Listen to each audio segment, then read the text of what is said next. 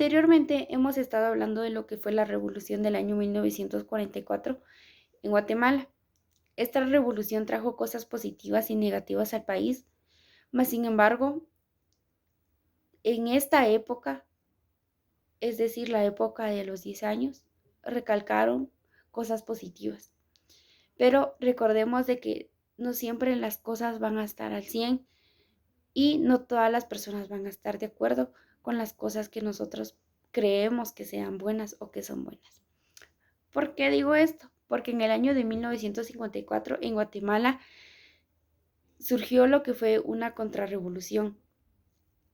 Esta contrarrevolución fue una etapa que dio fin a décadas de sueños, a ilusiones y a esperanzas que las personas guatemaltecas tenían. Esperanzas de que este país fuera un país de desarrollo, un país de bien y un país que podía o puede seguir aportando cosas positivas a nivel mundial.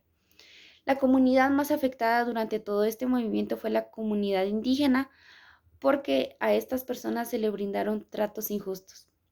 Existen aproximadamente más de 2.000 muertes a causa de todo este movimiento y todo esto fue gracias a una consecuencia y la consecuencia fue la renuncia del presidente Jacobo Arbenz el 27 de junio de 1954.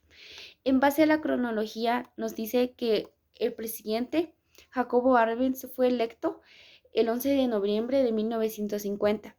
Es decir, desde que él empezó todo esto, pues la contrarrevolución ya venía.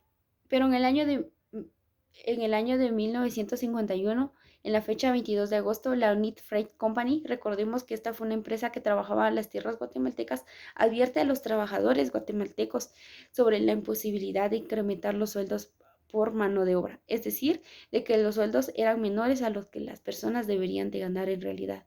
¿Por qué? Porque en el año de 1944 fue implementado lo que fue la ley de trabajo, en donde beneficiaba al trabajador y a los derechos que éste debería de tener. Después de todo esto, en el año de 1951 también, pero en la fecha 5 de noviembre, esta empresa que trabajaba en las tierras guatemaltecas ofrece un apoyo total a lo que fue la Agencia Central de Inteligencia, es decir, la CIA. Recordemos que la CIA fue una empresa o fue una entidad que estaba dando inicios en el 1951 y por esas fechas. Entonces, estas personas estaban en desacuerdo eh, a la nueva forma de gobierno que Jacobo Arbenz había implementado. Entonces, estas dos entidades planearon lo que fue el derrocamiento del presidente Jacobo Arbenz. Según lo que fue todo esto, trajeron varias muertes y varias cosas negativas a lo que fue el país de Guatemala. Pero si hablamos específicamente del contexto político en ese entonces, pues otra vez se da lo que son la exclusión a los grupos comunistas. Las elecciones fueron de forma nula o específicamente fueron fraudulentas, es decir, de que no hubo veracidad en ellas. Todo esto también surgió varios factores, también está el contexto económico. La pobreza en Guatemala surgió de nuevo y hubo una desigualdad económica en este país. La exclusión social que siempre se ha dado, pues prevaleció, pero de una forma más severa. También lo que fue la forma de repartir las tierras, es decir, la distribución de las tierras, esta fue de una forma no equitativa. En el contexto social, el racismo, la exclusión social y las dictaduras de todas estas personas fue de una forma autoritaria, es decir, de que nadie más podía eh, dar el punto de vista. ¿Por qué? Porque estas tenían consecuencias severas. El pueblo maya fue el más afectado y también surgió lo que fue la forma o la reforma agraria.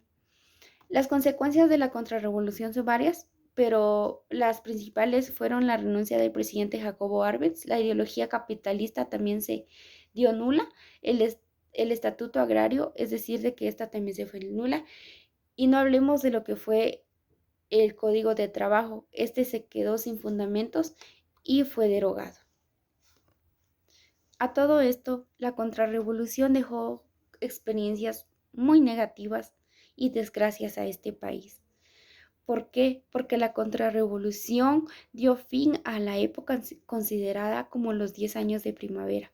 La mala información y el poder de los medios en Guatemala afectó a la economía del pueblo guatemalteco.